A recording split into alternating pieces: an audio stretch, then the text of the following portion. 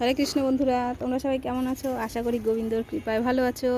তো দেখো, এই দেখো, এটা জঙ্গল আছে। আর এই দেখো, পাঁচিলের এপারে কতগুলো তুলসী গাছ, এই তুলসী বলছি, সরি, উচ্ছে গাছ। তো এই দেখো, উচ্ছে গাছ কটা হয়েছিল, আমি সেটাকে বুদ্ধি করে কি করেছি, আমার এপারে এই দেখো, পাঁচিলের এপারে এই যে তুলে নিয়ে চলে এসেছি। তো দেখো, এপারেও উচ্ছে অনেক হয়েছে, এই দেখো, দেখছো? হ্যাঁ, তো ওপার থেকে অনেকবার তুলে নিয়ে এসেছি। আর এই দেখো, তো আমার গপুবাবু অনেকবার খেয়ে নিয়েছে। আর দেখছো, এটা দেখো কত সুন্দর করলা। তো যেহেতু এটা আমি তুলবো এখন, তাই ভাবলাম তোমাদের সঙ্গে এখন শেয়ার করে নিই। দেখো, একটা হলেই আমার গোপালের হয়ে যাবে।